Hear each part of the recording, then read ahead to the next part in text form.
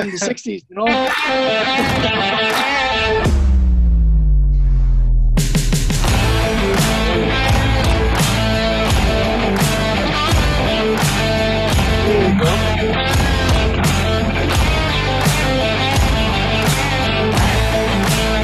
you doing, everybody? Hey, watcher.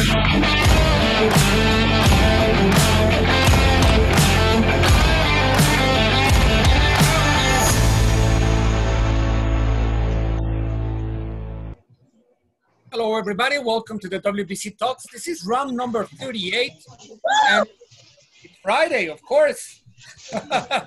Please, we've been in course for at least 38 days. 38. And Xochitl and myself, we've been doing 2 shows a day, Spanish and English version. So for us, it's like 76. Yeah, it's amazing, Victor. Xochitl, she's the director of the WBC University. How are you, Xochitl? Fine, Victor. I'm fine. I'm very happy that it's Friday again, and that we still in a good mood and positive about this confinement. And I'm gonna try to share a little bit of a small recommendation or a small reflection. And today we're going to talk about education and sport. Okay. Education is the most powerful weapon we have to change the world. If we don't have education, then we're not going to be able to change our mind, our possibilities to change as human beings, okay?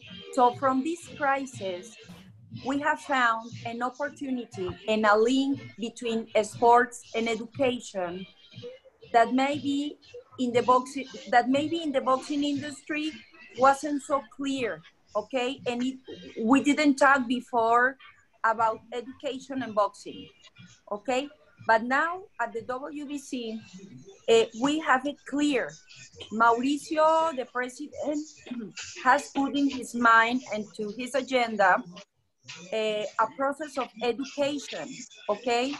And he's going to take not only the chance to educate boxers, but also trainers, referees, judges, and all the actors from the industry together.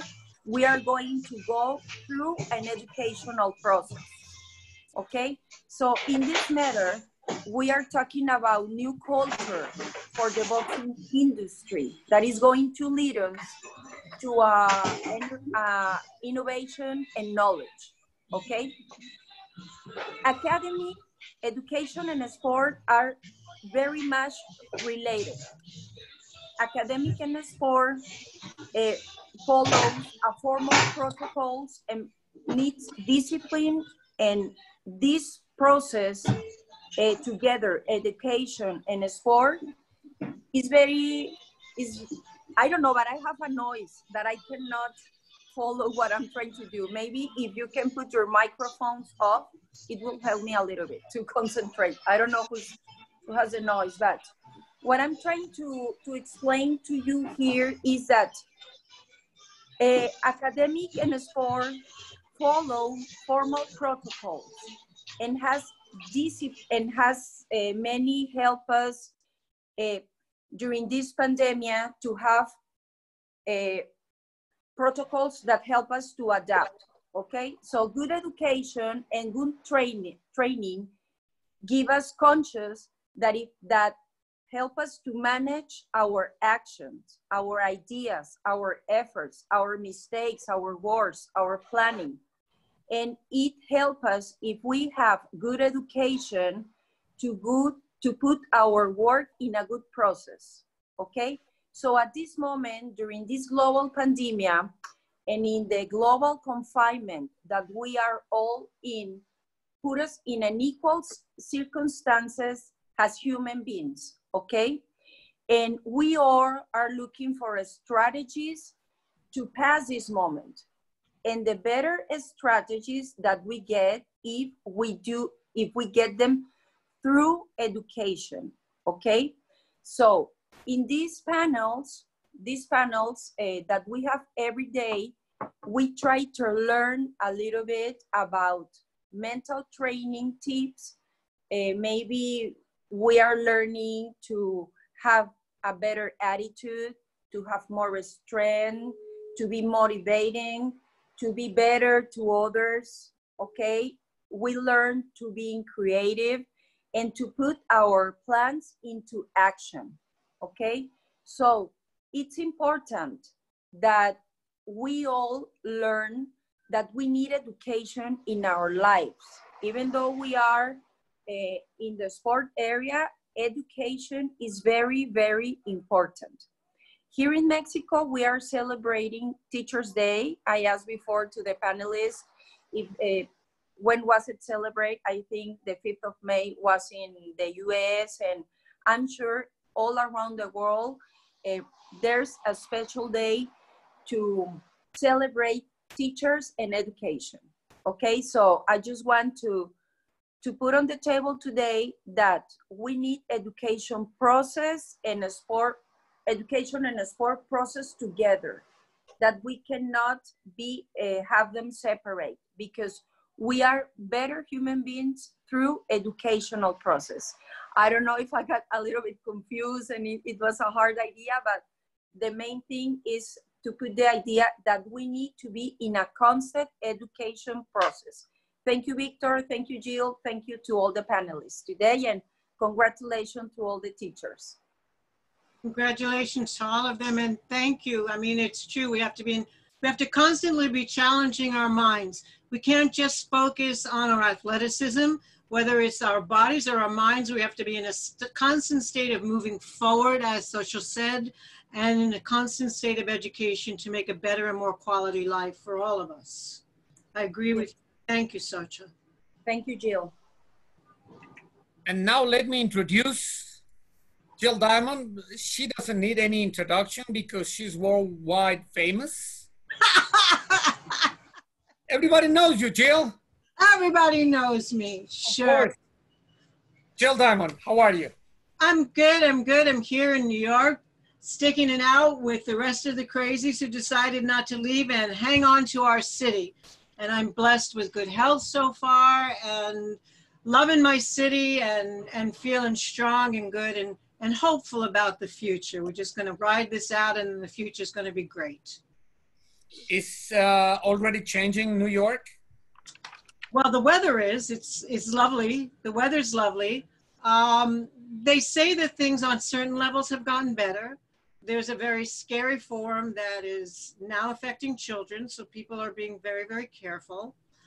And I don't feel the same kind of drama when you walk outside, the same kind of anxiety, but people are being very respectful of each other's distance.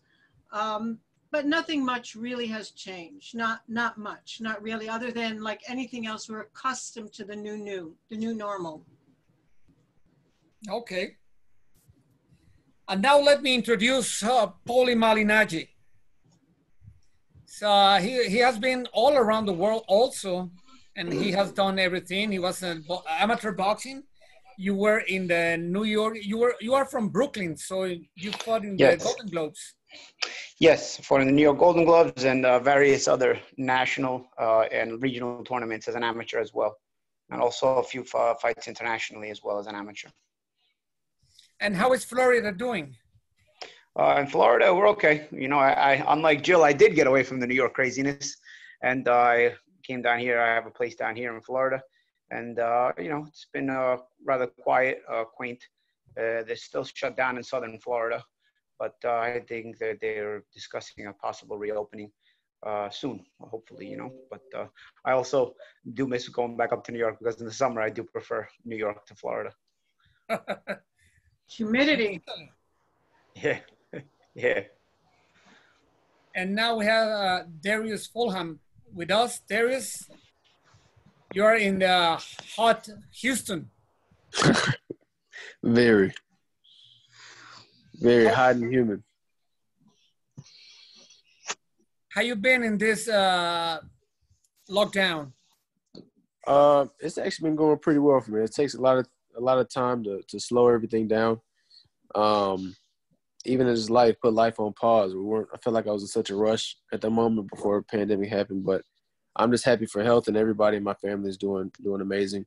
And that's all I can ask for. You know, trading, it seems like the world's starting to pick back up, and everything around here is starting to open back up, gyms and restaurants and all that. So it seems like life's going back to normal. So I'm starting to go with it. My training's starting to pick up now, and I'm excited for things to come. That's good.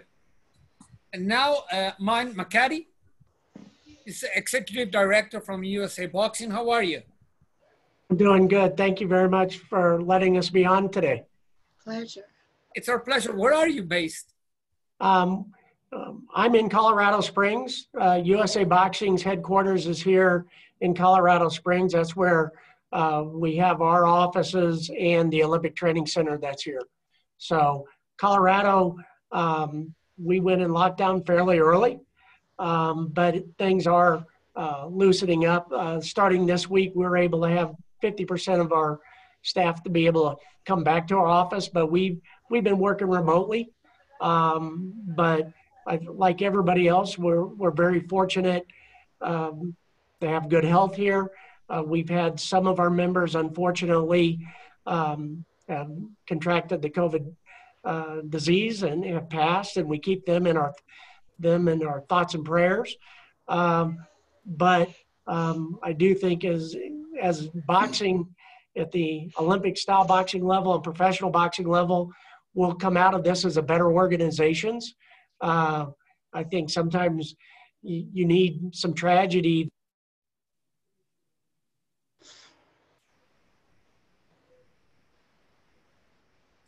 You're mute, Billy. Yeah, I cannot hear you. It's Mike. Mike, you're mute. I'll tell him. I'm in a room close to him. I'll tell him. Okay. I can move. He has his mute on. No, he hasn't, but we cannot hear you. I can see the little microphone has a little red thing over it now. Yeah, Mike, there you go. Mike, Mike, can you speak? Nope, he's got his mute on. Hear him now? Still got his mute on. All right. Billy, come back, Billy. Come back. We'll get to Mike. Can you hear me? Yes. We can't hear you. Here we go. The bad part is I can't hear you, but I do see that. Anyway, thank you all for letting us be on here. You know, Colorado Springs, is where our training center is, and that's where we're at. You know, as we move forward through this pandemic, I think we are going to come out better. We're very fortunate that most USA Boxing members, and we have about 48,000 members, boxers and officials, coaches. We have been healthy, but we've had some tragedy, have lost some coaches that have been around and some officials. So it has impacted us greatly, but these types of forums and Jill being able to get this set up, I do think the WBC has helped us all get through this, because it's nice to be able to talk and see each other. So we're excited to be a small part of this, and can't wait till we get Darius and our boxers back here in the training center, so they can start training full time and getting ready to finish their journey that has been delayed but not stopped. It is sometimes weird that when we're working every day, the only thing you desire is to have a couple of weeks off. And now that we had like 2 months, what we want is to go back to work. Exactly. Billy is the national team head coach, Billy Walsh. I was gonna ask you, where are you? But I think you're 10 feet away from Mike. Yes, I'm in Colorado Springs. Yeah, that's why I've been living here for the last almost 5 years now. As been honored to be brought here as head coach from Ireland, and you know I'm another one with a funny accent here. So we're in line together. Yeah, thanks a million for having us on.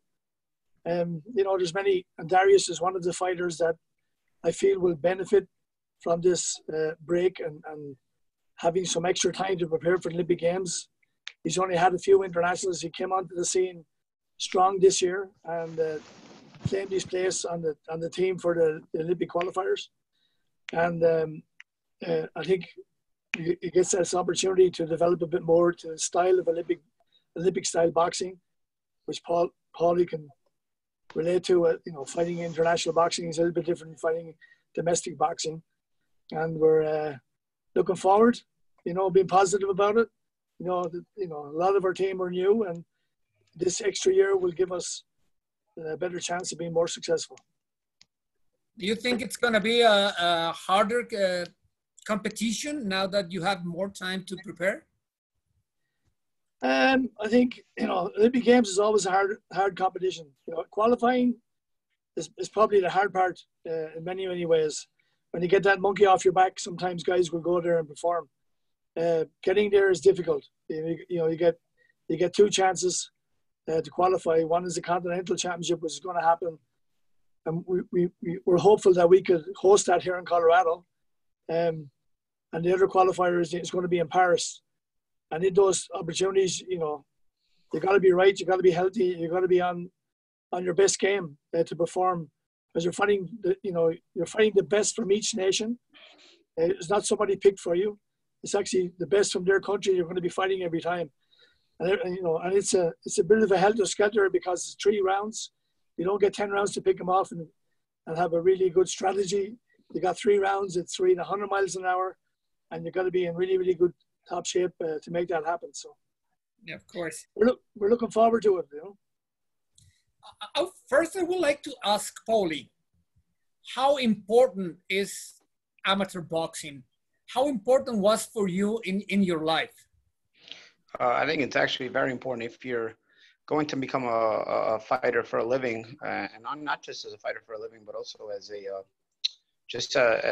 a way to really be a person that can have some self-esteem and grow some confidence and whatnot. I think a boxing is the theater of the unexpected, but it brings a lot of kids and a lot of people together from different backgrounds and maybe even some troubled backgrounds and whatnot. And sometimes people turn to boxing because they think it's going to be a way where they can literally fight their way into a better life, you know, and sort of, you know, maybe it's the dead end kind of place, you know, it's the dead end kind of it's the dead end way out, so to speak. And I think you learn that even if it's the dead end way out, many times, in order to succeed, you need to learn a lot of lessons. And in order to learn those lessons, you need to start understanding that things have to be done fundamentally right. Preparation has to be done fundamentally right. Learning has to be done fundamentally right. Your attitude has to be fundamentally correct towards those things. And so before you know it, you're having a sort of a change of your fundamental thinking. And that can benefit you on a personal level, and that can benefit you as far as if you have the ability to go along with all those things, it can benefit you as far as the success you'll have as an amateur boxer. And of course, all those are the building blocks to becoming a professional boxer, if that is so your goal. But even if it's not, the fundamental learning that you will be taught in boxing and the confidence that it can bring you, I think can really set you on a path of applying those things the rest of your life and really changing your outlook towards life and changing your outlook towards your approach to anything you do in life. Thank you, Paulie. Darius, what are you doing in this past maybe 8 weeks that you have been in Houston and maybe not training as much, but how has been that for you? My training has changed a lot compared to being with Billy up at the training center. You know, I slowed things down a lot and started going back to the fundamentals of boxing. You know, I started boxing about in 2015, and I kind of was on the fast track to try to catch up. And so I was always in a rush. And to be honest, I skipped a lot of the fundamental stuff that a lot of people learn as they're going through the amateur program. And that's was simple, like doing simple line drills, footwork drills. I kind of skipped all that. And so now I revisited that, went back going back to the basics, and I slowed things down. But now, like I said, recently, since things started opening back up, I recently, you know, just picked back up the intensity of my training. We haven't sparred since, you know, we've been on lockdown, so I haven't sparred or anything in a while. But the intensity has picked up tremendously. So finally getting back into shape. And I figured this is the best approach because I knew for sure we weren't fighting for a while. I said, let me slow it down, work on the fundamentals. You know, it doesn't take long to get back in fighting shape, you know. And so now I feel like it's a time where I'm going to start picking it back up because I don't know when it'll start resuming again. So let's be prepared for that when it happens. How do you keep your mental health? I mean, how do you keep focused? How do you don't get bored or desperate? What are you doing, Darius? Well, it's easy for me in that area because I love the sport. I love the sport so much, you know. So a lot of my focus is on it. I mean, obviously it's frustrating because the 1 year that I made the Olympic team, you know, everything gets canceled and postponed. So after that initial kind of shock and disappointment factor, it didn't take much to get the ball back rolling because the goal doesn't change regardless, you know, the situation that happens. The goal still stays the same. So I got to keep going forward and keep learning, keep improving on my craft to get better to what I'm trying to achieve and accomplish. So my mental attitude didn't change much at all besides the initial factor. After that, I had to refocus and get back to the game. Victor, I have a question for Billy. Because Billy, you were just with the Irish team for so many years and doing so well, and here you come with the idea that you're going to set the Americans on fire. You're going to dream, and boom, this happened. So what are you doing during this time? How are you keeping yourself inspired and connected to these young athletes? Well, we actually have a call right after this one. So every week we've been in touch with them, and we've initially, we were ready, and that week that the close down happened, we were ready to go to Buenos Aires for the qualifier. So everybody was ready, fit, ready to go. So we gave them 2 weeks off. And from that, we've been back on some home training, individual training at home. We're due to come back here in June. And hopefully we're going to make that happen. We'll have a conversation about it after this call. But yeah, for myself, I actually took the opportunity. I've had a shoulder injury for a while from doing mitt work. Maybe a bit of old age as well, I'm not sure, but I've had a shoulder operation last week, so by the time we get everybody back here, I'll be back in full swing. Physically, then I've been out keeping myself active, walking, doing some exercise, cycling. I got to do a bit of cycling, and just keep myself in general shape, and then obviously, you know, trying to be positive around where we're going. As I said, yeah, I always look at the positive side. When was giving all these guys a year more experience. You know, we're normally in Rio. The average age of our team was 19.1. We were a bunch of kids, you know, and we did pretty well. And I think we finished in the 6th place in the medal table, and we won 3 medals, 2 medals for the first time since 2004. So we're trying to build on that. We're trying to get up to be the top team in the world again. And it's a big struggle, and it's not only one man can't do it. I think we got to get all the clubs and all the boxers and coaches in the country working on the same system that'll make us top class Olympic style boxing. Because obviously most of the focus in a lot of the gyms are on professional boxing, which is a different style of boxing at a different time, a different pace. So I've heard that you've been wanting to do some like clinics and camps like that with private trainers and some of the people who want to become involved in this.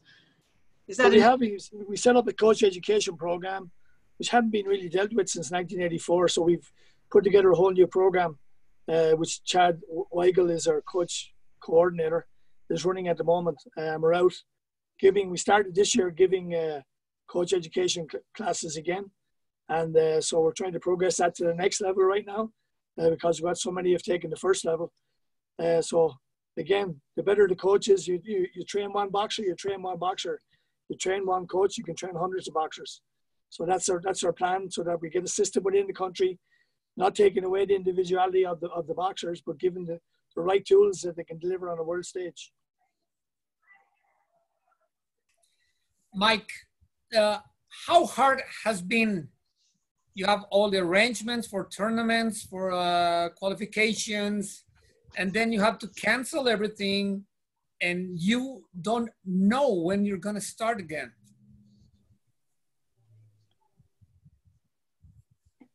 We cannot hear you again. On again, Mike.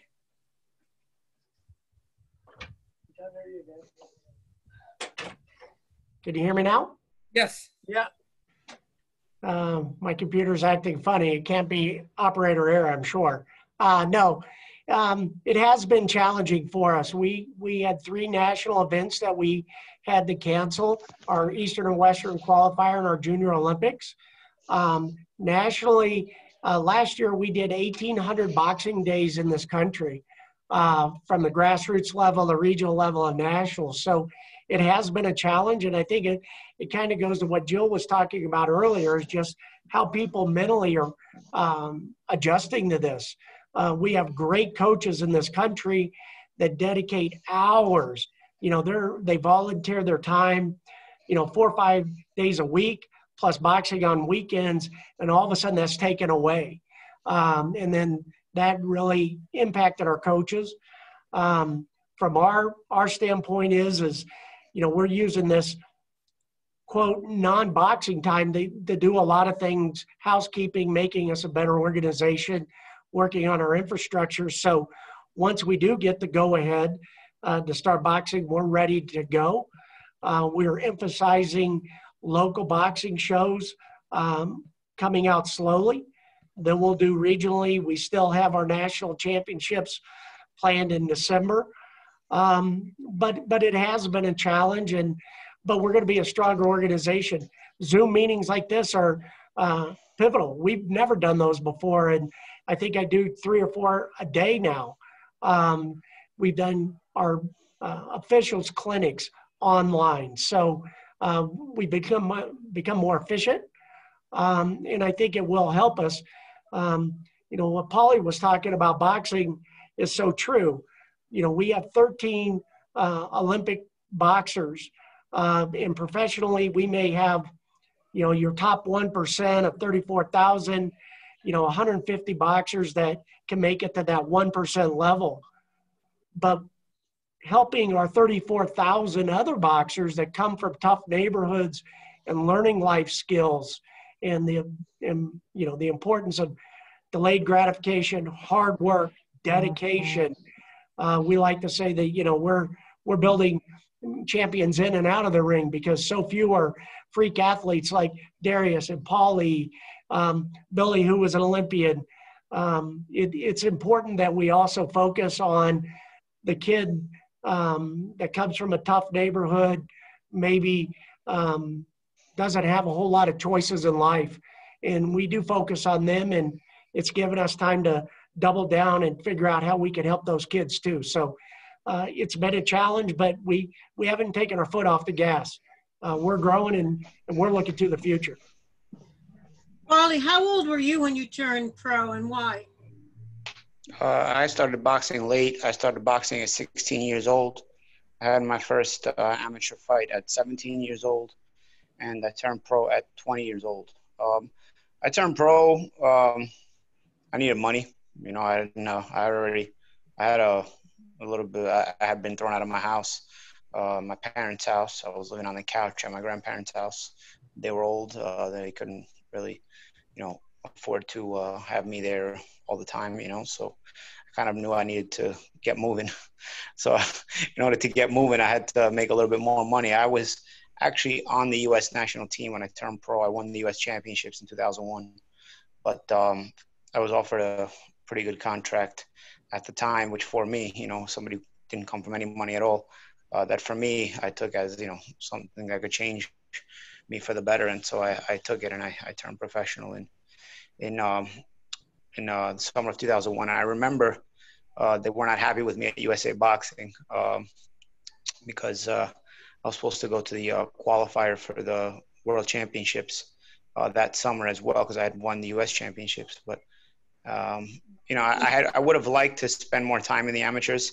had I been able to afford to, because it was, you know, I think most guys will tell you their time in the amateurs are the time they look at back as the most fond. You know, it's the time that you're fighting and you don't have much going for you, but except that little boxing career that you're kind of on the path to making for yourself, you know. And so you're so focused, you're ultra focused, and all your dreams are in front of you, they're not behind you. So they're it's a time that you're really so focused sometimes that you don't really get to enjoy it. But when I look back on, sometimes I don't just miss the competition, but I miss the feeling of being that hungry. It's weird because when you're that hungry, you don't want to be that hungry. You know, you want to be able to be there and achieve it. But the feeling of being that hungry, the feeling of being that determined, you know, when you grow out of it and you become older, you know, you go look back on the way you used to think and the way what used to drive you, motivate you, and you know, the passion that you had for something. And I think amateur boxing, in order to succeed in amateur boxing, you have to have a passion for the sport, because there is not a lot of money there for you to be passionate about being rich. It's a passion about the sport and about succeeding and about bettering yourself. And of course, that can lead to other things later on. But in those moments, that's what's driving you, is your passion. And so the feeling of that is something that I'll always remember. Darius, do you have any intention of going pro? I do have intention of going pro, but real quick, I want to say something about what Paulie said that I love to hear, and about what he said. You had to be very passionate about it because there's not any much money in it involved right now. And so going back to when he was saying about people may not come from the best environment, and the life lessons that this can teach you, like we're talking about like delayed gratification, where you know you're not getting anything in return right now, but you're also being taught discipline. You know, not to have the constant need for money right now. And if you can make it through it, the rewards that you can get from it is will set you up for your future. And that's why I enjoy the amateur system now, and I'm loving my time there. As for going pro, I do have plans of going pro. But you know, I'm sticking with the Olympics. It's a once in a lifetime opportunity that we're talking about, smaller than 1% of people can ever achieve. You know, like I said, I remember being like a kid, I used to think of Olympians as like superheroes. Like they're like the top cream of the crop of athletes around the world. And this is a beautiful opportunity to experience something that I can share with my kids and grandkids and share with my family. So I'm just excited to be on this journey. So once this journey is, you know, I do plan on going pro, though, to answer your question. You start as a wrestler, and then you change to boxing. But now you're dreaming with the Olympics, and they changed 1 year. How is the feeling of that? So you said, let me make sure. So the question you're asking is, how does it feel to finally be at this point and then it changes? Yes. It was, like I said, it was devastating because I would think, you know, this comes every 4 years. And out of the one opportunity that I make the team, then it gets postponed. It was heartbreaking, to be brutally honest, you know, but luckily there's too much money involved in an event like this. So luckily it's not being canceled altogether and it's just being postponed. So, you know, I'm okay. Like Billy said, it gives me a lot more time to prepare. Because I haven't been fighting on an international level. I've been focused on school. So I missed out on a lot of opportunities competing as a fighter. And so it gives me a little opportunity to train, learn the amateur style of fighting, and get a little more experience internationally before I go into that stage. So this was a blessing in disguise for me, to be honest. Billy, we had a show with Nacho Beristain, that it's a very famous Mexican trainer. He was in the Olympics in 72, 76, and I think the 80. And now he has more like 32 world champions. And he said something that caught my attention. He said, this is time for shadow boxing. He said, shadow boxing brings you to perfection. makes you sweat, gets your mind focused, and you can correct what you have been doing wrong. What do you recommend to your fighters at this moment? Well, that's a very good analogy, because we don't need to be taking punches right now. We don't need to be at that high intensity, because there's no competition in view. And as Darius has been doing, is breaking things down and going back to the basics and the fundamentals and correcting your technique. So the best way to do that and observe that is by shadowboxing, where you don't have the threat of somebody trying to hit you at the same time. So you can get into a flow and into a rhythm where you can perfect your technique. And you can also get that up to a good intensity. As I said, you can get a good workout. So for me, for our guys boxing wise, that's where we're at. We sent them all home with 3 things to work on that we felt that would make them better athletes and better boxers. So they'll be working on those things. So when they come back in, I hope that they'll have all those wiped off and we move on to the next piece that we need to improve on. So physically, we just need to maintain where we're at, and we don't need to be getting up to a too high intensity at the moment. Shadowboxing is a perfect example of what they need to be doing, and perfecting their technique, perfecting their craft and skill levels, so that when we come out the other side, that we're ready. We're using this time as an opportunity. So we come out the other side, we're ready to take on the world. I find it interesting that both Billy and Mike were amateur boxers. Billy, when you were 7, you started, and Mike, when you were 12. Do you ever miss it? I mean, ever miss it? Do you ever want to miss it? Yeah. When eventually got to 32 years of age and I still boxing amateur, it was time to hang them up. I had enough. I've had in the region of like 400 fights, won 7 elite titles in Ireland, won 12 national titles overall. But so I boxed every year, and you're going to national championships finals every year. And lucky enough, fortunate enough, and honored to have fought in Olympic Games in '88. And continued to go. I wanted to go again. '92, I got beaten by Michael Crute, who won the gold medal in Ireland, and then made a comeback for '96. So I was beaten by this Olympic bug, and I wanted to win that gold medal, but never did. Thankfully, I suppose, as a coach, I fulfilled those dreams with 2 nations, thankfully. Nice. Mike, do you ever miss it?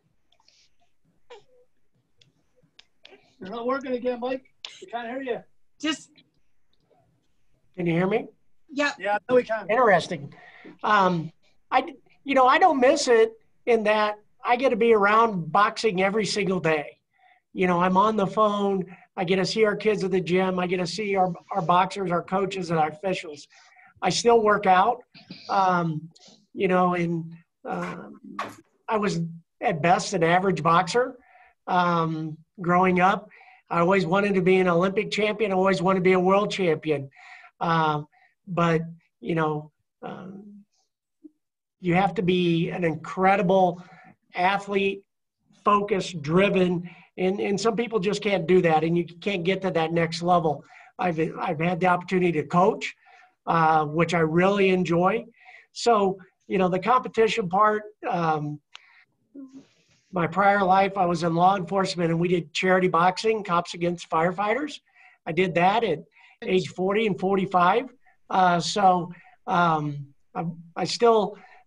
got in the ring. I still like boxing as a workout, and and Paulie and everybody and Billy and any coach will ever tell you, once you box, you're just, it's a different feeling. You're in a very small fraternity of men and women that climbing through the ropes is different. And, here as an Olympic sport, people play basketball and people play football and people play football or soccer. You don't play box. And that's why we're special. Anybody that's willing to climb between the ropes and face an opponent, it's just so that's why it's the best sport in the world. You just learn so much about yourself and about people. So I I miss it, but I get to be around it every single moment of every single day. So I'm blessed. Well, Victor and I have to ask the four of you the obvious WBC question. Pros in the Olympics. What are your feelings about pros in the Olympics? Let's start with you, Paulie. I disagree with it. I think your time to try to qualify for the Olympics are in the amateurs.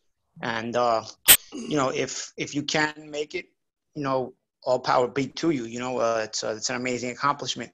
But if you cannot make it, then you have to also learn to move on, and the next generation of people will keep trying. Or you have the option of staying in the amateurs. You know, the professional game is a business, and it's not to say there's no politics in the amateurs, but I think professionally the goal has to become something different. You to move up the rankings, to reach a championship level, and so on and so forth. Once you start mixing professionals in the Olympic Games, first of all, an elite amateur will beat a lot of elite professionals in a 4-round fight, because an elite professional has become accustomed to the 10 and 12 round distance, while an elite amateur is fighting at an elite level consistently at the 4-round or 5-round distance or 3-round distance. I don't even know what they are anymore, but at the short fight distance. So I think in the last Olympics, I don't even think one of the pros won any medals, you know, and I think an ex-world champion was in there, in Hassan and Dam. So I think I don't really look at it from a safety perspective. I don't think it's a problem from a safety perspective. I just think it's a problem from the come on, man, move on and get the hell out of the way perspective. Like you know, if you're a pro, then be a pro. You know, like focus on professional goals. If you're an amateur, you get to focus on the Olympics, you get to focus on the World Championship, you get to focus on the Pan Am Games, the European Games, whatever it is you want to focus on, and the amateurs. But there are steps and goals to achieve in each side of the spectrum. Basically, I believe it has to be a stay in your lane kind of thing. And I don't believe it's from a safety perspective, because I do believe there are world-class amateurs that will beat even world-class professionals in a 4 or 5 round fight. And I just think it's more from a competition purity perspective, from keeping things pure and keeping these things the way they should be. You know, Paula, I agree with you, but you brought up a safety perspective. I want to ask, what's your opinion on you know, now the Olympics we don't wear headgear. What's your opinion with no headgear in the Olympics? My opinion on no headgear in the Olympics, I don't agree with it, not because of the punches felt, because I believe you're going to feel the punches even with the headgear. I don't believe the headgear makes that much of a difference if the gloves are small enough, and in competition gloves are smaller. But I do believe from being cut perspective, the headgear helps you, because you work so many years. You work your whole life. Honestly, the Olympics are your lifelong goal. No matter what you win in the amateurs, your goal is always the Olympics. So you work so many years, you go through so many tournaments, you mow down so many guys, beat so many people to get to this point. And then you get in the fight and you win it, and your cut is so bad that you're eliminated from the tournament after working your whole life. I just don't agree with that. If it was not for the cuts, I would not mind it. But one thing I learned when I turned professional, because when I was an amateur, there was still headgears mandatory, even at the elite level. One thing I learned when I turned professional, the amount of head clashes that happen on accident that you don't realize, because as an amateur, you're banging headgear to headgear or sliding, not even bang, because banging you'll feel it. Sliding across each other, headgear to headgear, you don't feel it so much, but sliding across each other, skull to skull, you feel it a lot more, and it'll open up cuts. So I learned that when I turned pro. You know, I learned that in my first 5-6 professional fights. I didn't get cut, but I was like, I felt these uncomfortable moments on the inside where, you know, I'd feel the skull on my face, and I'd be like, oh, man, I got to be careful I don't get cut here, you know? So I don't think all that hard work by these amateur guys, that this elite work that they've done for so many years should be put at risk over something that can so minimally be changed, like wearing a headgear. Because, okay, what do you want? What do you really want? What do you want? Knockouts? I don't know. What do you want? You're going to get knockouts anyway, even with the headgear, if the gloves are small enough. The headgear is not padded enough to protect you from concussions to head blows, in my opinion, honestly.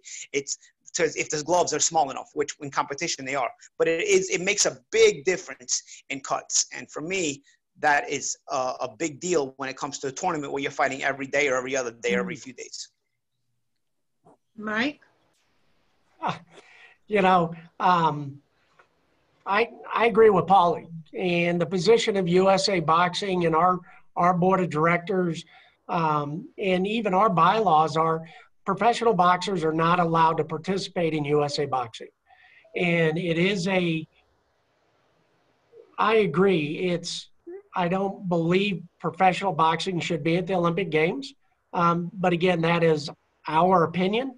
I do think they are different sports. One's Olympic style boxing and one is professional boxing. They're different. And it does go to 3 rounds, 3 minutes, as opposed to 10 rounds, 3 minutes, 12 rounds. They're just totally different. I agree too that it's not so much a safety aspect, but it's also the point that it's time to move on. And, you know, you have great athletes, and we have great alumni like Floyd Mayweather, was in the Olympic Games, and then went on to be a great professional. You know, Paulie made that step from being a Golden Glove champion to a national champion to then a world champion. It's the proper process, and I think that's real important, and that's always been our position and will continue to be the position of USA Boxing. And to Darius's point and to Paulie's point, we wear headgear in this country.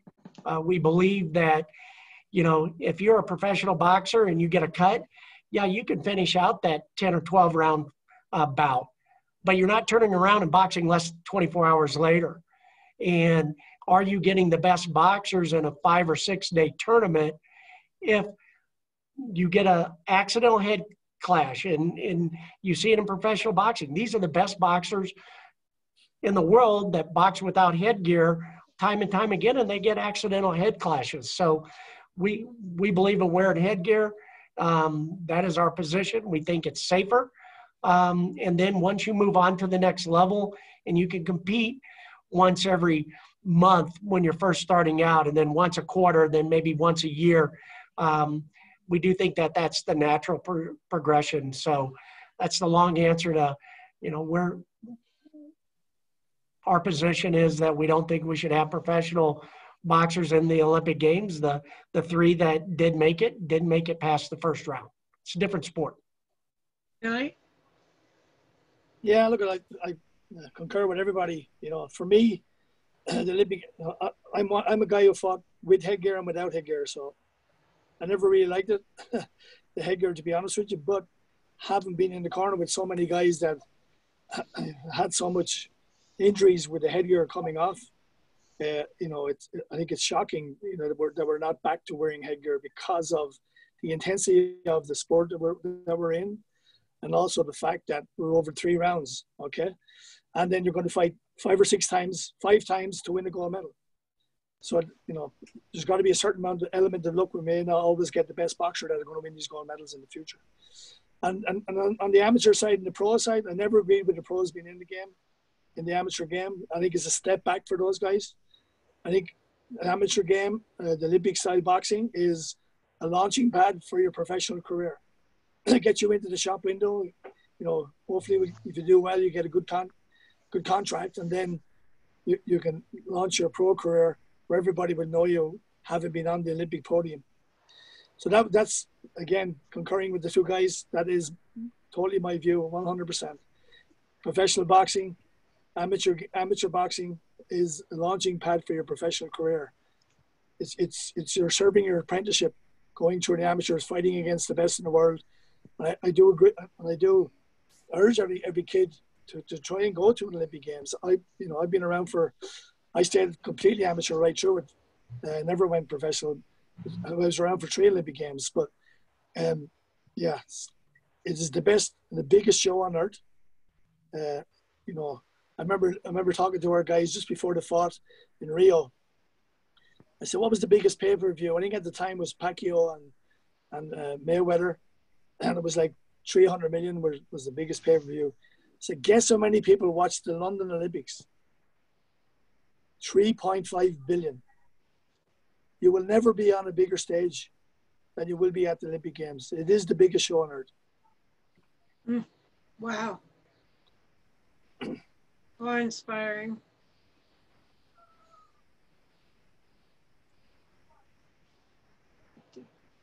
You're mute. You have to face going back to the gyms. How is this going to happen, Mike?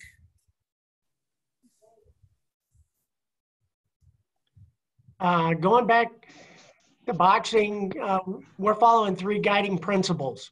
1, the health and safety of our coaches, our boxers, and our officials. Number 2, the health and safety of our administrators and staff. And then number 3, being good citizens of helping control the spread of this. So we are working with our doctors. We're working with the United States Olympic Paralympic Committee doctors and in the CDC. We're going to take things slowly, but we're not going to be in a rush, because as being good citizens, and we don't want to get somebody exposed, then they go home and maybe they see their parents or their grandparents or a neighbor. So we're going to get back to boxing. Boxing people were resilient, and they're excited, but I think also everybody understands, let's just do this right. Take our time, be conscious, be good citizens of the world, because this isn't a battle that's going on in the United States or Mexico. It's the whole world fighting this battle. And I think, you know, some of our greatest heroes, Muhammad Ali, boxing people are heroes, and people are watching what we're doing from the professional level to the Olympic level to the grassroots level. And I think shows like this on WBC, and WBC being a leader, saying, let's just pump the brakes. Let's do it slow. Let's do it right. And let's be good citizens. We're going to come out on the other end of this as a world that I think be a better place. As you said, boxing fighters are heroes. Paulie is my hero. As a boxer and as a boxing analyst, I follow him a lot. Chuck Williams says hi and says that you're doing a great job in Showtime. And that's my guy, Chuck. Tell Chuck I said hello. He's watching you. I think it's a good thing that they moved the Olympics one year, so you're not in a rush. You can plan, you can do it the right way. As you said, you're not in a hurry of doing this because you have to do it the right way. But Billy, what do you expect from your fighters? What do you expect to see when they are coming to the gym? When they come back to the gym? Yes. Yes, when they come back to the gym, you know, we've already, as I said, had them on a training program, which we've been upping every week. And we just want them ready to be able to train. There's no issue coming back in and going through the first couple of weeks of trying to get them fit enough so they can train. We just want to be fit enough so that we can train. And we're waiting on the announcement that just came out just the last couple of days of when the qualification is going to be on. So it looks like our qualification will be on next February.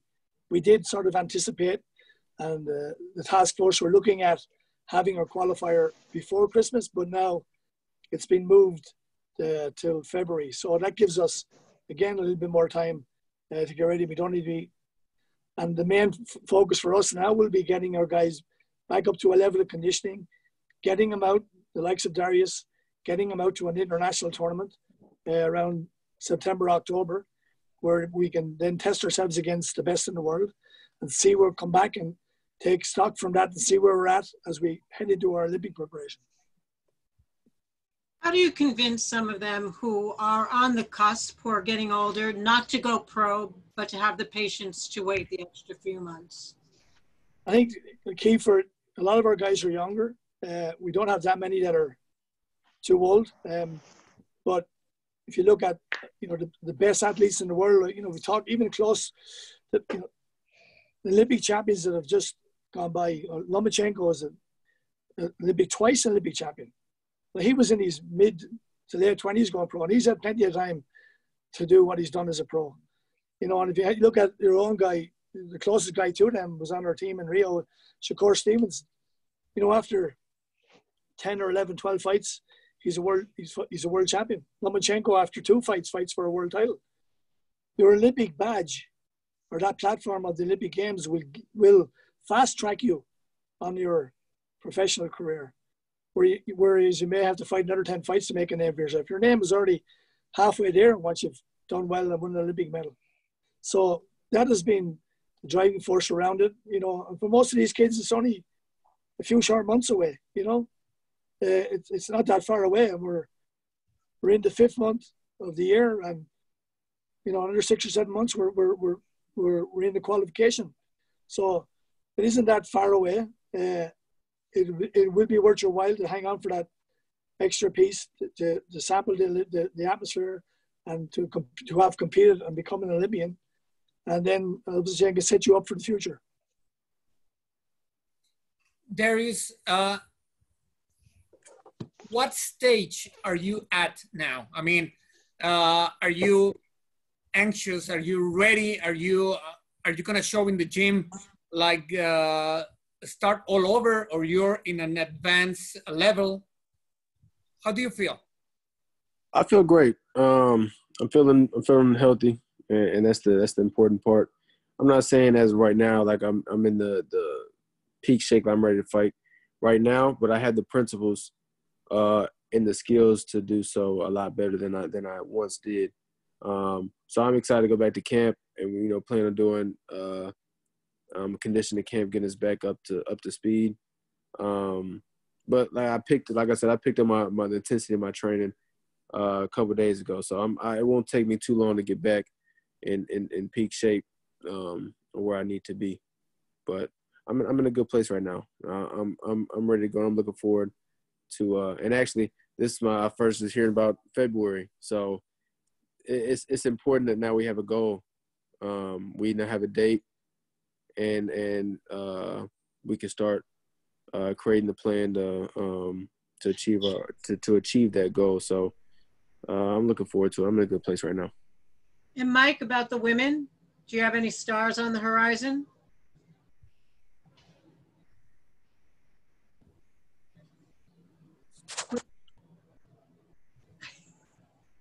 Can you hear me now?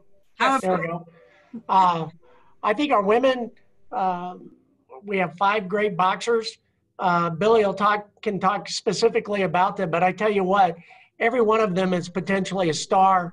And, you know, I don't want to take anything away from our men's team, but our females are a little bit older. We have some great leadership. Jenny Fuchs has been around, has experienced Olympic Games. So O'Shea is fantastic and did real well at the Pan Am Games. So he could talk about them, but all 5 of them, we have high hopes for all of them, just because female boxing in the United States has been growing, and we're looking forward to our next crop after these young ladies represent the country, which we know they're going to do great. Great. Good to hear. Paulie, what would you recommend to an amateur fighter now that you have all the experience of amateur, pro, and even now after pro? What would you recommend to them? As far as their amateur career, before turning pro, I don't think turning professional without some base in the amateurs is a very smart. Number one, you're not going to be able to get a deal anyway. I think as a professional, you're kind of bound to and will go as far as the contracts you sign, because it becomes a business. So if you're not able to sign with some connected people in this business of professional boxing, your life will be a lot harder, no matter how good of a fighter you are. And case in point is Demetrius Andrade, who was an Olympian and who was a super amateur in the U.S. And he signed with, you know, I guess, for lack of a better word, some half-ass promoters.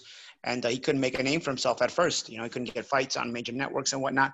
And now that he is able, with a bigger promoter, the cat's out of the bag with him. Everybody knows how dangerous he is. Well, whereas when he was just turning pro, when you just turn pro, only the people that you turn pro with know how dangerous you are. And by the time everybody else realizes it, you've been promoted like a star. Therefore, everybody will have to fight you anyway. So you want to do it the right way. And your connections are everything once you turn professional. And so in order to get those connections, to put yourself in the best position to grab those connections, having as good of an amateur career as possible is of utmost importance. Besides the business standpoint, even from a physical standpoint, just learning on the job in the amateurs is better than learning on the job in the pros, because you can take some losses in the amateurs. You don't have to win every tournament. You can kind of build up your resume little by little. Whereas in the pros, a few losses, especially early in your career, and you're off to the journeyman land, you know. So I think a base in the amateurs for those two reasons is very, very important.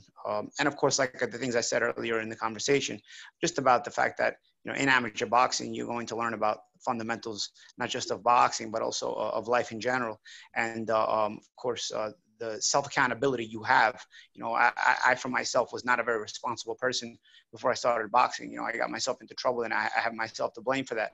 But and the things I was going through, a lot of them were my own issues.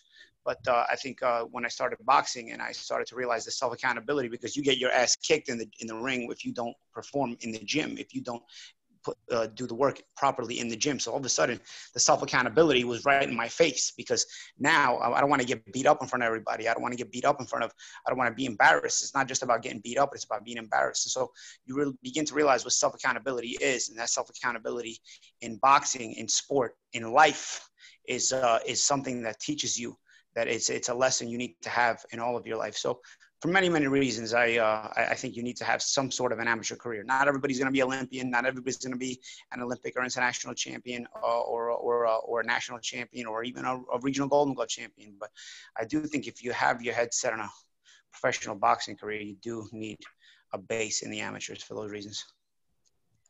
I love what you do as a commentator analyzing fights, but why didn't you become a trainer?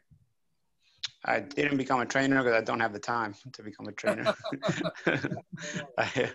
My plate is kind of full, and I do believe that being a trainer, you need to give 100% of yourself to these young guys, to these fighters, because you owe it to them, because they're fighting for their lives, they're fighting for their dreams and hopes and goals that they've had since they're children. So as a trainer, if you cannot give them 100%, it's just not fair to them. And I believe that as a manager, as a promoter, as a trainer. I cannot stand when guys half-ass it and they take these guys' careers into their hands and any of those positions, be it trainer, manager, or promoter, and then they half-ass it because the guy whose career you have in your hands is not half-assing it. You know, he's got all his hopes and dreams and the window's small, because you eventually get too old to be a fighter. You will not get too old to be a commentator or a trainer or a manager or a fighter. So, I mean, or a trainer, a manager, or a promoter, you know, but you will be told to become a fighter. So I believe that it's imperative that everybody's giving it 100%, just like the fighter's giving it 100%. And for that reason, I don't do any training of fighters, because I don't have 100% of myself to give. Thank you. I have a question for the trainers. Billy was talking about the trial process, the qualifying process. You were talking about there was a tournament in with South America, I believe, or maybe Colorado or something, and then in Paris. How did the qualifying process for the Olympics change since the exit of 𝗪𝗓𝗓? What is the qualifying process now? For example, how would guys arrive to qualify for the first qualifier in Colorado? I think you said you were trying to have it, or the second one in Paris. Who is eligible for those, and how do they get there? Is there, because I remember back in the days, there was the Americas qualifiers would take for North, Central, and South America, and then the European qualifiers were something different. What is the process to reach those qualifiers now, and is it regional based, or does everybody just go there? Yes, you're correct, Paulie. It's very similar. The task force is taken over from 𝗪𝗓𝗓, and they've been running it. Whereas, say, last time around, we had 4 opportunities to qualify, where you had APB, if anyone remembers, was 𝗪𝗓𝗓 Professional Boxing. You had WSB, which was a semi-pro, 5-round pro. Then you had the World Championships, and then you had the Continental Championships. This time around, we've just got the Continental Championships and the World Qualifier in Paris. As I said, we were hoping to have that Continental Qualifier. It was due to be in Argentina, but we're not sure where that's going to happen. But we've already put in a bid to host it here in Colorado Springs, which we hopefully to be successful with. So that is qualification for that. We had our Olympic trials in December in Lake Charles, and our guys, and not all of them won it. We brought them all out to international competition. We had them in training camps with international teams, and over a criteria and time of a couple of months, we then selected what we felt was the best option we had at the international level. So that's where we're at with the team at the moment. We've decided now that a lot of 2020 games have been moved. This team has already been selected for the 2020 qualifiers. So we've decided to back them and support them all the way through that. So we're looking forward to it.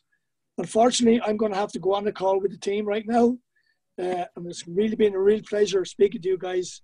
And Paulie, you're a legend in my eyes. And I hope to meet you in person someday. And if you've never come in and have a few words with our athletes, maybe leading up to the games and give them some inspiration, we really appreciate it. It'll be my pleasure. Likewise, Billy. Good to talk. Thank you, guys. Mike had said goodbye too. He had to go on the call. Yeah. Cheers. Yeah. People just disappear. It's mad, you know? I appreciate y'all's time too. That means I got to go as well. No, So I just have a little question, a quick question. Do you have a second profession that you have been putting on hold for the Olympic dream? Which is it? Oh, so I graduated at Prairie View A&M University, and I got my nursing degree. I got that last year. I graduated May 2019, and I put boxing on hold for like my last 2 semesters to kind of buckle down and focus on school. And after I graduated, I put all my chips in and was all in on boxing because that's something I got to do now while I'm young. You know, I did what I needed to do. I got my degree, so I do have nursing as my backup plan. Because you never know, not just in boxing, you never know what can happen in life, you know. Most crazy thing can happen, and boxing may not be there for me, but I always have my brain, and I always have that profession to go back to.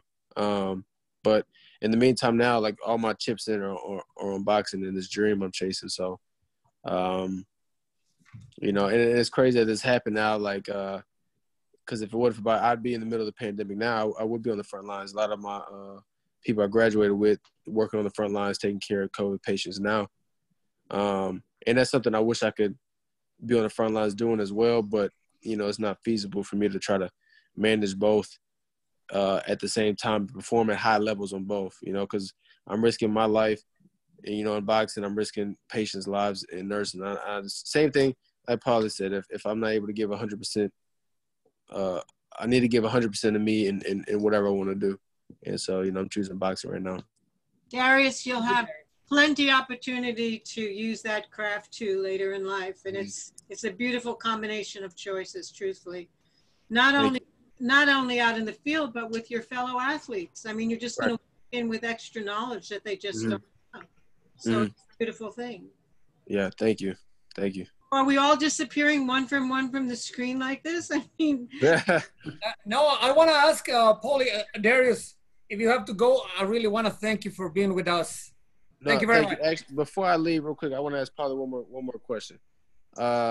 You know, with everything kind of returning how it is now, and it seems that they're planning on having a lot of these events with no fans at the event.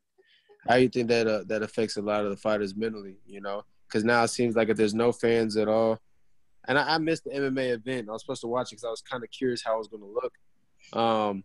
But now it seems like it's glorified sparring. And you know, I've met so many people in sparring, they're legit. Like they can compete with the best of the best. But when it comes time to get into those lights, they don't thrive in those.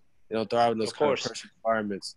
I'm just curious how you think that's going to change now, you know, if I don't know how long it's going to go on for. But it seems like I think that it's actually goes both ways. Some guys, they thrive more under the lights. You know, some guys perform better under the lights, and in the gym they're sort of half-assed. So I think it's a psychological issue for both type of guys to have to be able to overcome, or maybe it's an advantage for the guys that are good gym fighters. Maybe they'll feel like they're in the gym and they'll have more success now. I think it's better than not having competition at all, though.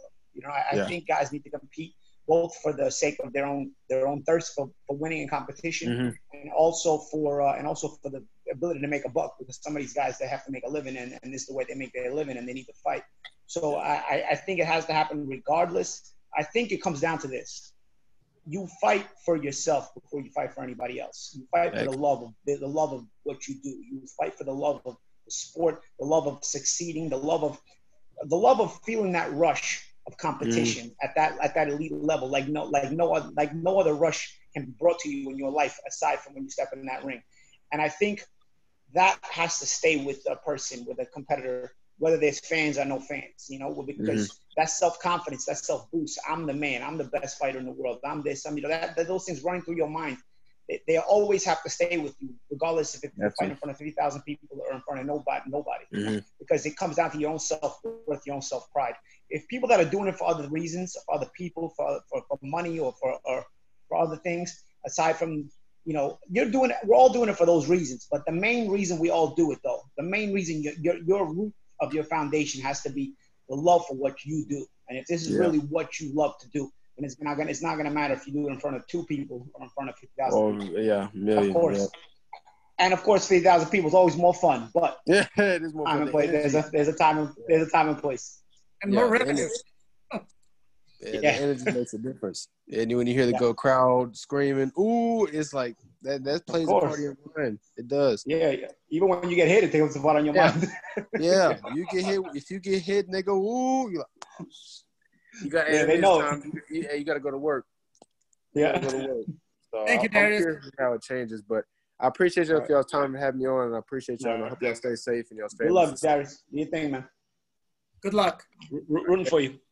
Thank you.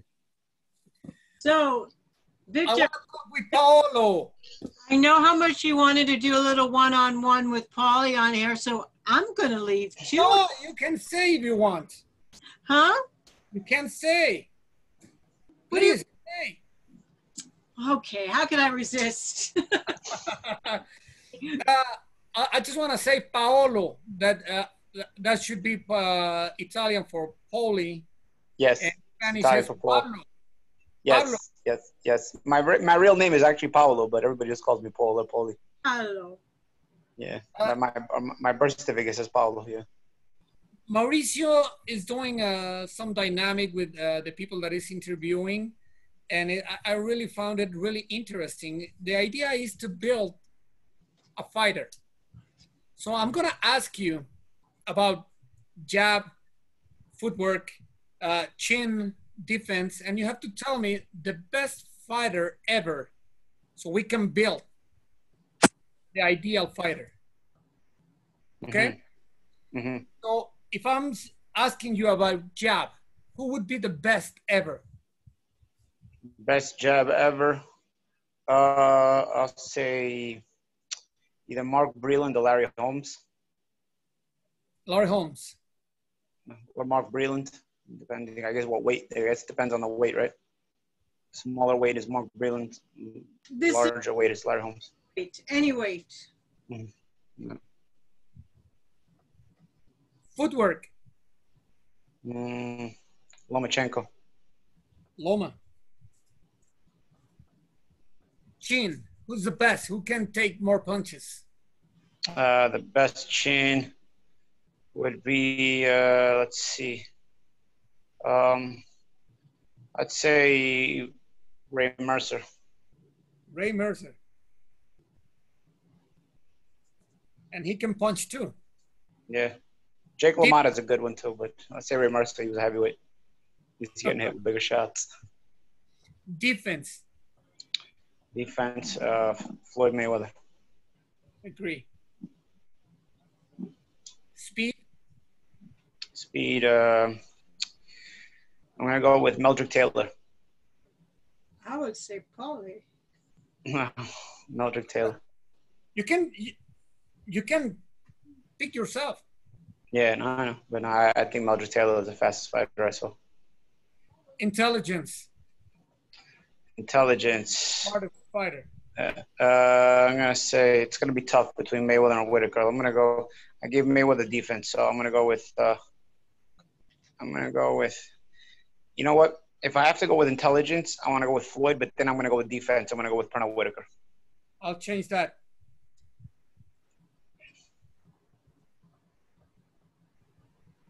Floyd. Heart. Who has the biggest heart? Heart. Determination, heart. I would say the most determined, among the most determined fighters I've seen. I would say Arturo Gatti. Great pick. Power. In terms of lights out power. And it could be someone small. I mean, everybody says Tyson, but if you remember some other.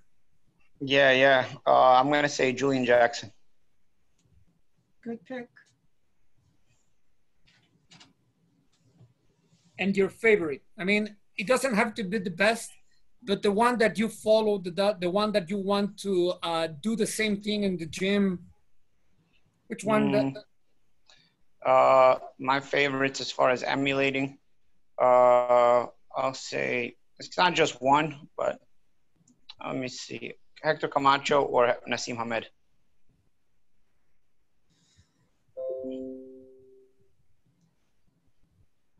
Great. Perfect. We have a great fighter here. Absolutely. If you find him, let me know. Yeah, I will, Victor. Gracias, man. Okay. Thank you. Muchas gracias. Thank you very much for your time. De nada. We really enjoyed this, and I didn't want to do this with you because it's been amazing, and we have been receiving a lot of answers. Of course, yeah, it's very of course, it's subjectivity based. You know, there's going to be a lot of opinions, of course. But there's one getting the jab, who overwhelmingly gets the jab. Who's that? Larry Holmes. Larry Holmes would be the best jab. Yeah. And please tag people. I did the Spanish version with Lupe Pintor and Daniel Zaragoza a couple of hours ago. And it is obviously it's interesting because they focus on Mexican fighters too. And yes. And jab, and it was also Miguel Berchelt, the super feather champion. Yeah, he's a recent modern fighter, yeah. And they, in jab, both, the three of them said Lupe Pintor. Pintor, wow. Yeah, they said it has the most, a really precise jab. And of course, chin, Julio Cesar Chavez, power, Mike Tyson and George Foreman. So, defense, they said Mantequilla Nápoles and Miguel Canto. So yeah. It's a really I'll tell you. Yeah, speaking of Hispanic fighters with good defenses, Nicolino Loche is also coming. Oh, unbelievable! Nicolino Loche, yeah. So you can mention him too. You know, it's hard for me to put guys ahead of Whitaker and Mayweather for defense, but Nicolino Loche, you're going for Hispanic fighters. I mean, he's probably top 5 overall defensive fighter, and maybe among the Hispanic fighters, maybe the best defensive fighter. You cannot touch him. Yeah, and he was doing things that fighters in the future were doing. He was doing things that guys in his time were not doing. You know, kind of rolls and bombs and weeks. You know. You know, a category too, but it kind of goes into heart is endurance. Yeah, 15 rounds too, especially. And I'm amazed that nobody said in footwork, nobody says Willie Pep. Yeah, Willie Pep too. It's a good one. And yeah. Power. I should have remembered him because he's from the same town as me in Italy too. It's funny. but you know, it's hard. Power. Nobody mentioned Rocky Marciano. That it's amazing for me. Who? Rocky Marciano. Yeah. Of course. Yeah, it's hard, man, because again, those are so subjective based. You know, it's so subjective. You know. Ernie Shavers. Anyone mention Ernie Shavers for Power? Power too. Yeah, I thought about Shavers, but I went with Jackson. When I mentioned Rocky Marciano, they said you were the only one that watched him. Yeah. It's terrible. I'm still Rocky's like Rodney Dangerfield. He gets no respect. Exactly. Well, right, guys, good to talk to you. I really want to thank you. It's time to close. It's supposed to last 1 hour, and we're 1 hour and 20. And I want to thank you for your time. and for your friendship, for always answering the phone and being there. Absolutely. Absolutely. My pleasure. Pleasure, amigo. And Jill, something to say? Yes, I have. Stay safe. Yes. Stay Yes. cool. All right, for sure. And Hey, everybody stay sanitized. Yeah, we will. This Yeah. was round number 38 of the WBC Talks with Paulie Malignaggie. Amazing guy. You have to meet him in person. He's great, and he's the best analyzing boxing. I'm always hearing what he says, and then I repeat it in my transmission. So, Even though he's in the witness protection program now with that beard, it's still Paulie. I swear. until COVID ends, you know, then I'll go back to shaving everything down. gracias, Paolo. Gracias. De nada. Okay. De nada. Thank you very much. This was round Ciao, ciao. 38. Everyone. Ciao, ciao. Bye.